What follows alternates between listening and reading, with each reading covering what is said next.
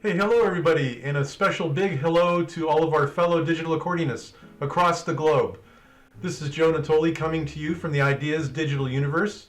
As many of you know, I am the co-founder and director of Ideas, and Ideas stands for International Digital Electronic Accordion Society. We started our organization in 2018, and the first effort was a wonderful Facebook page called Great Ideas, as you can see over here. That has been a great gathering spot for all digital accordionists across the globe to network, to ask questions, and to get some great answers from many people. That's been a great tool for the digital accordioning community. In 2019, we built our wonderful website called www.greatideas.org, as you can see right over here. And that is a place where you can get all kinds of information, videos from previous symposiums, videos from previous workshops in symposiums. And you also have all of the information out there that tells you about our upcoming Symposium 4.0, as well as how to register. You can see from these links over here that our Symposium 4.0 this year has been moved from our normal November timeframe to January 21st through 30th this year.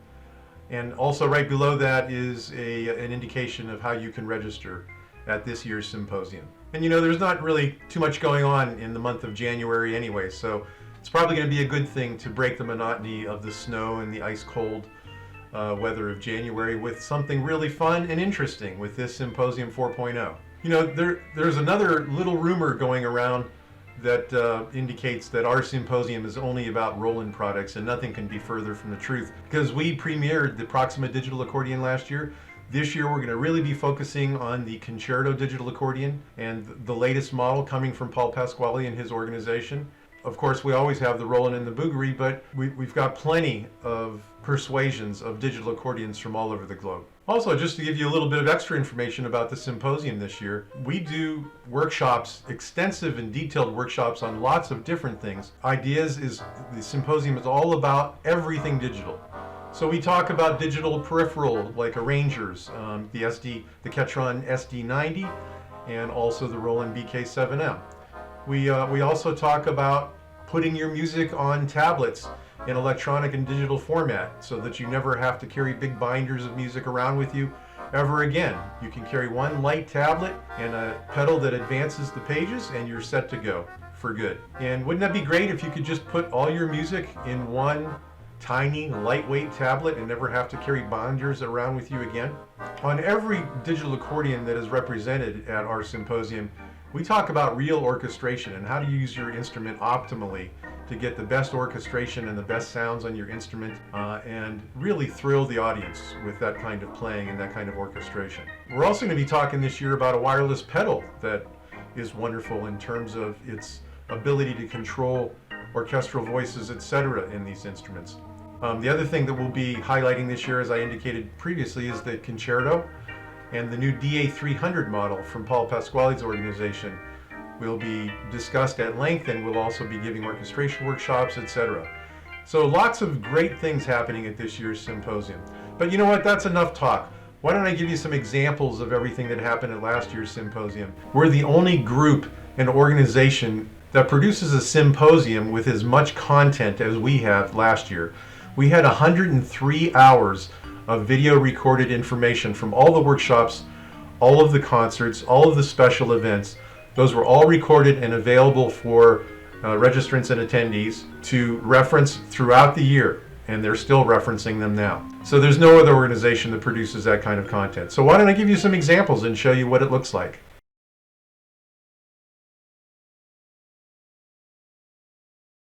Dave, I have an observation and comment. First of all, I can't possibly say how incredible this whole symposium was, and just never really understood how well something could be done. I've experienced a lot of virtual things since COVID hit, and it has caused folks to actually expand their abilities to do things. And so this is about the best I've seen of any venue in any different area that I've been. So compliments to the organizers, to Joe, to Michael, to the performing artists, to the teachers.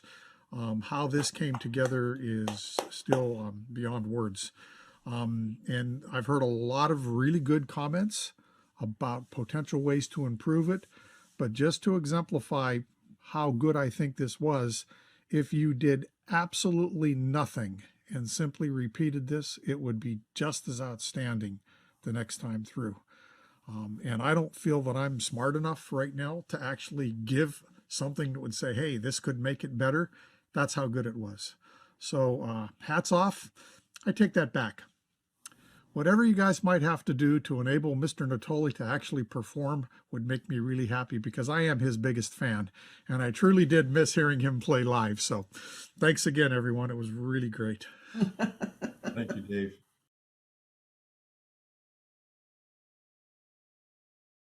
But I'll say it once again. Welcome, everybody. We're thrilled to have you at the 2020 Virtual Symposium. It's going to be an incredible time. It's a breakthrough event, and we think you're going to enjoy the amount of content and the amount of talent that you get to witness. Joe just showed us how to get to these kinds of pages. You can see the course materials I was just showing. Go to the member login. If you're logged in like I am, you can just scoot very quickly down here near the bottom and see the symposium workshop materials. A shameless plug for the rest of the symposium. There's all kinds of lovely stuff here and going further down. For instance, many of you will want to know about the BK7M and later other arrangers. And when you go back over here, there's even more. So this one is by Astier. The trio became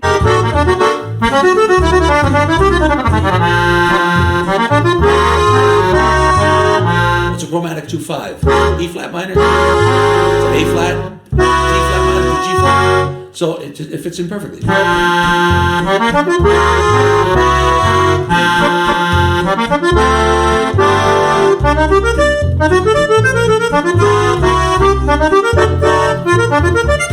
There were some bands that played accordions. The Gary Lewis and the Playboys is the most well-known band that had a Quarterbox accordionist. Playboys, and they had a bunch of hit records.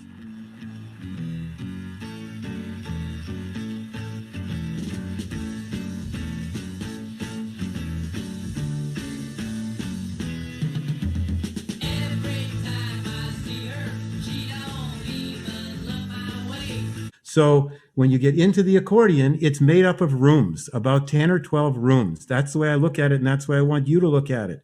Each room has a door. Inside that door, there's a lot of action, and there's a lot of cool stuff going on, and there's a lot of things you can use. So all you have to do, and if you're holding your accordion, I hope you are, you just go there and you press that button, and look what happens. I am now in front of the accordion edit room, and what's in that room is all kinds of things that I can deal with to change and edit the accordion sounds. We are not doing that in level 1. I love to train. So we're going to go ahead and we're going to get started here with some of the basics. I'd like to accomplish to be able to get you to just navigate these editor screens. You're going to learn a whole lot more about the editor screens when you get into actually creating your accordion and the courses that Joe is going to be putting on. And Larry, it's been a long time since we heard from you. Uh-oh. This is off one of my recordings a few years ago.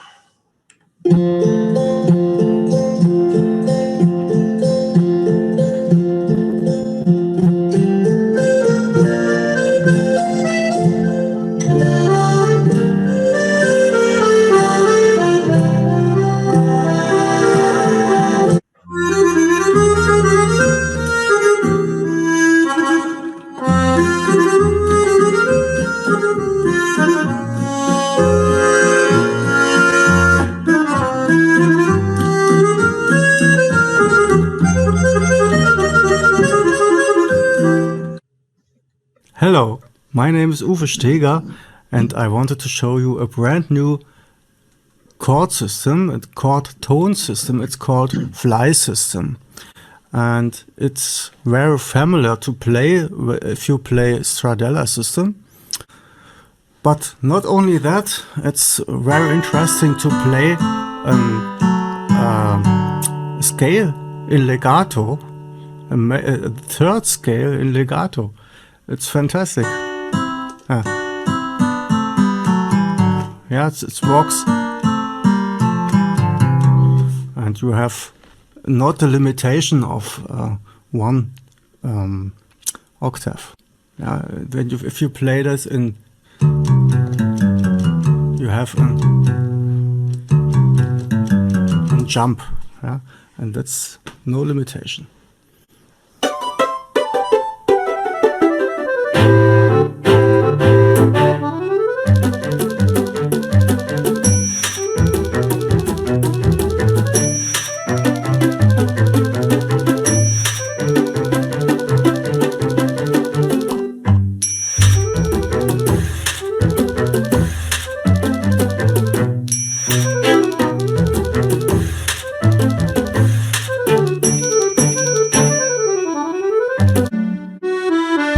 What would Beethoven think about jazz chords?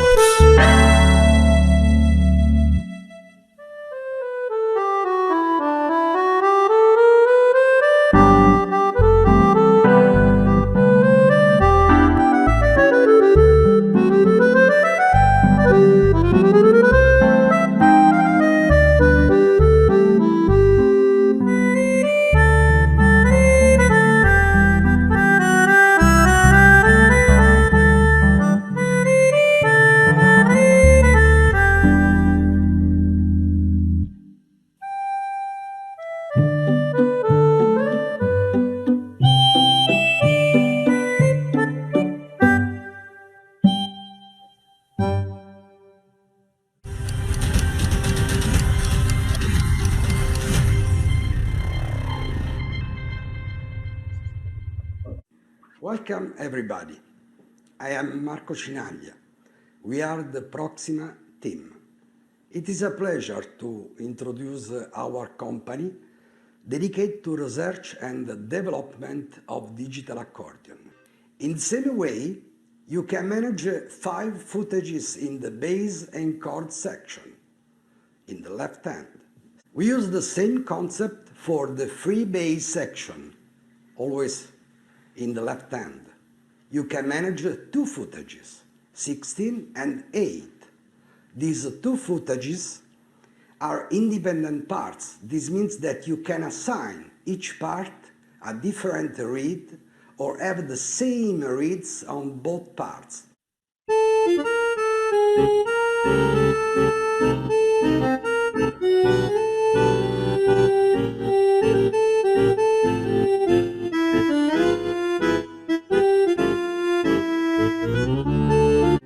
"120 orchestral sound and 9 drum kit. In addition, you have the possibility to manage and control the attack, decay, sustain and release for each orchestral sound."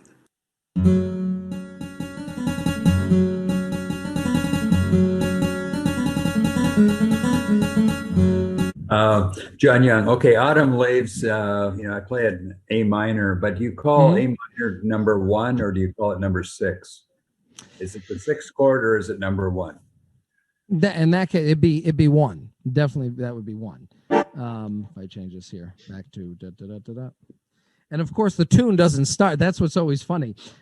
Speaking of the number system and where it can be a problem, Autumn Leaves can cause many issues because if we say we're going to do Autumn Leaves in A minor, well, does that mean the tonic is A minor? That's what it should mean. But some people take that as the first chord of the song is going to be A minor.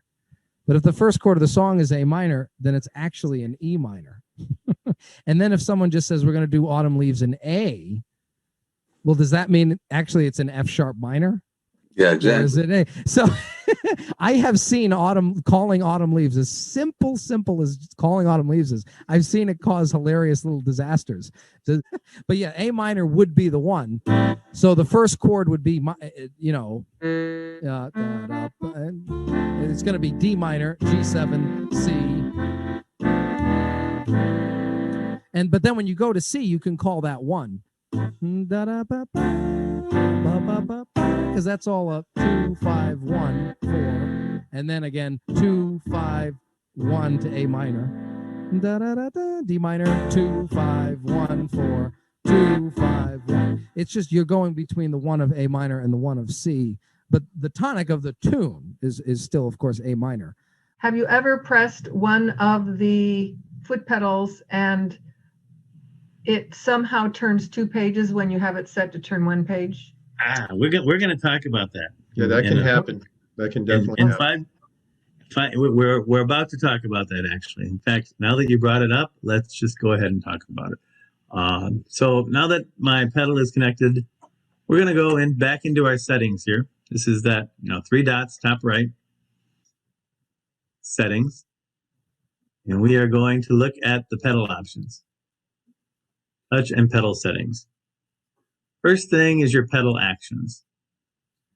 This is what do you want to have happen when you press the pedals. So the 2 things glaring at you right here are pedal 1 and pedal 2. What would you like to have happen when you press pedal 2? I've said I want it to turn a page. I touch the right pedal. I want it to go forward a page. Most people have their, and you see here the action is scroll down or turn page for pedal 2. Most people would have their pedal 1 set up to say, go back a page. I don't do that. I do something else, which is what we're going to talk about in session 2 called Activate Next Smart Button. And we'll discuss all that in Mobile Sheets session 2. But to answer your question about do you ever have it press twice and accidentally turn twice? You have this thing up here, a setting called debounce. And what that's supposed to do is stop that from happening. I have mine set to 1 second. So that means if I hit the pedal once, it should not accept another pedal for a full second. And that should stop you from accidentally touching your pedal twice real quick in a row. And then Club Neptune, the final one, has some steel drums in it.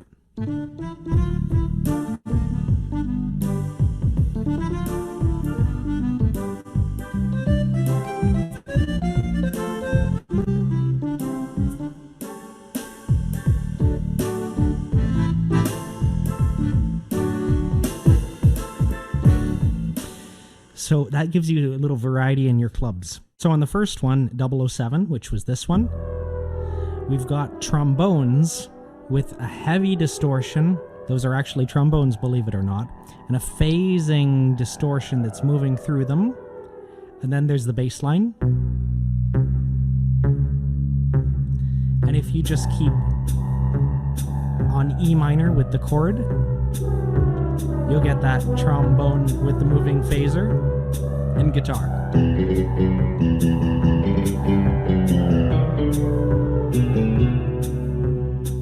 And then the other patch you could use for other songs. It's the 007 band.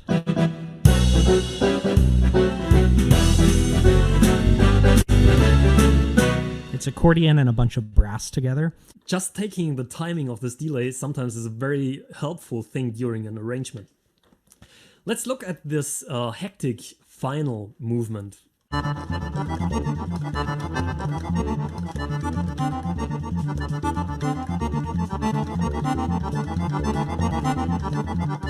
Project that into my computer so that you can see it on the lower right quadrant in an expanded view. So the idea here is watch my hands on the left side as I'm touching buttons and touching the touch sensitive display.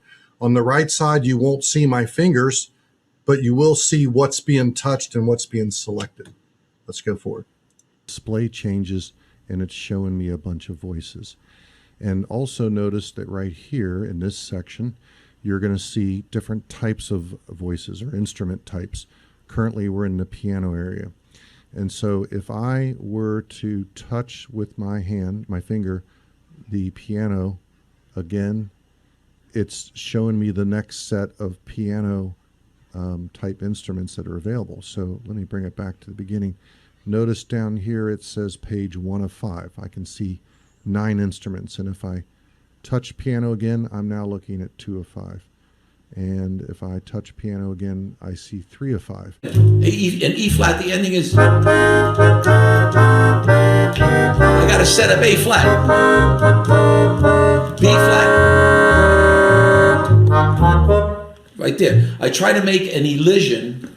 That's a big word, but it's a musical term. An elision is like where you connect one chord from this song to become the first chord of this song. So, and finally, output level is the last for today.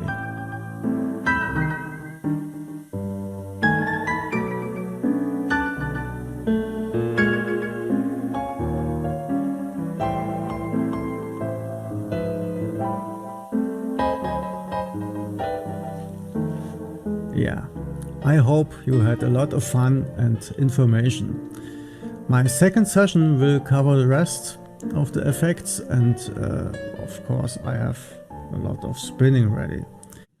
Now, on the styles, similar to the discussion we had last Sunday with Bob Donovan on the different variations, each style over here has 4 variations, and they go from very simple to more complex. Now let's do an example to listen to this. I'm going to ballroom, and I will select the foxtrot, if I can find it. There's a gold foxtrot. Let's play this one. So I use my wheel to select, to hover over it, and then press the wheel to select it. I noticed in the recordings also it's very hard to read the screen because it's backlit, so you can't really see what's in there when it's highlighted, but it says gold foxtrot. If I play variation 1, listen to this. It's mainly a bass player, a drummer, and I think 1 accompaniment. And as soon as I start increasing this to 2, 3, and 4, it's getting more complex and richer. Listen.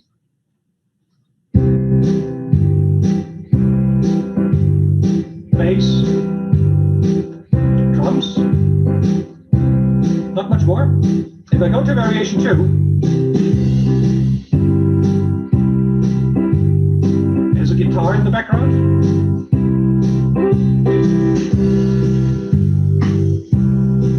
The drums change.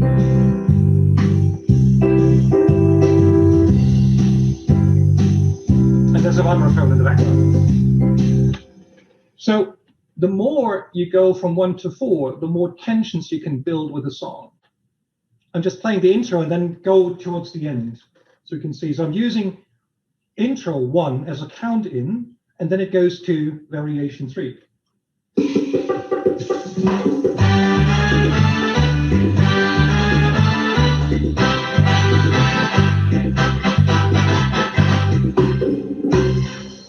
I am in Howland, Ohio, and our business is called the Chiropractic and Functional Neurology Center. Second thing I'm going to go through to help with all of this is stretching. It seems like, okay, everyone says to stretch. But you have to stretch in a certain way. So again, Dad, when you're holding the accordion, there's 2 types of muscles. We have what are called flexors and extensors. So if you tighten every flexor in your body, you'll end up in what we call fetal position. So if you flex your wrists, your arms, your neck, your legs, everything starts to come up, you end up in fetal position. If you look at someone playing the accordion, that is happening up here, fetal position. So that's what we call flexion dominance. So you want to stretch those flexors. You never want to stretch a weak muscle, which would be your extensors. Extension muscles would be what brings you back out like this. That's what makes us very human. It helps us stand erect, and we stand in extension. So you never want to stretch those because those become weak in someone with upper cross syndrome. So my favorite example of that is people who stretch their shoulders. One of the first things people say if they want to stretch their shoulders, they do this, right? So what this is doing is this is tightening the pec right here, which we know is already tight because you're rolled forward, and it's lengthening, it's stretching the back of the muscle, which we know is already stretched because you're sitting like this all day, right? So that's a bad stretch for somebody who plays accordion. A better stretch would be putting your hands behind your back and pushing down. That will stretch the pec muscles for you, and it will help open up the scapula in the back. Same thing with neck. You would never want to stretch your head forward because you're already doing that all day long. You would want to do side to side stretches or extension stretches. So you would stay away from flexion. Another thing to help if you're just sitting and you want to exercise the muscles in your neck is this is an extension stretch back, but you can exercise where you can, it's called a double chin sign. So what you want to do is you want to push your chin backwards like that. And you would do 10 reps of those. And when you do that, you'll notice that it stretches the traps way up here and what are called your suboccipital triangle muscles, which have become very, very tight in your new posture. So that's a really good stretch. I have the feeling that there are only loops and sequences everywhere. This is very dull because longer schemes of dramaturgic chord progressions are difficult to put in, but often that's hardly missed.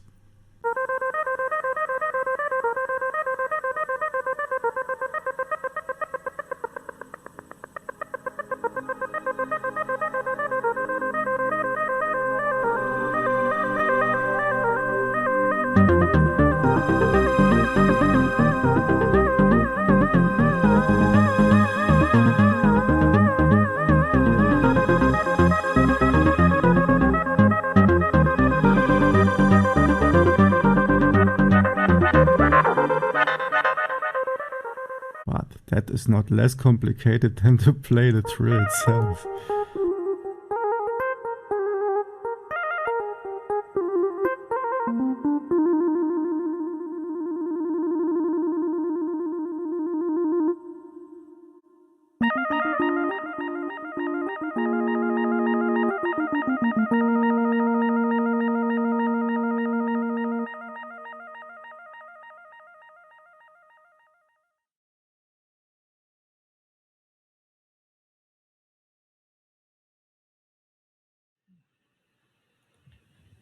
Hi, my name's Julie Wisniewski, and I'm really excited to be performing at the Great Ideas Symposium this year.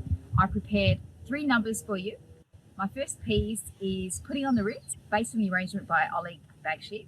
My second number is Cover Quinhole, based on a Frank Morocco arrangement. And my third piece is a combination of my favourite songs, electronica sounds, combined to a techno beat, to sit back, relax, and enjoy.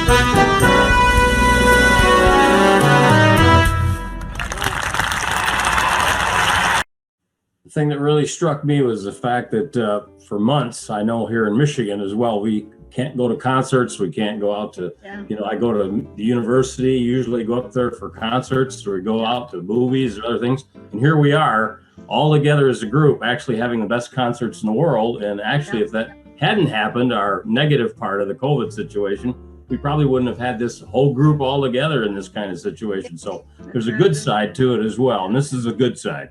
Absolutely. That's what I said. It's restoring my faith, man.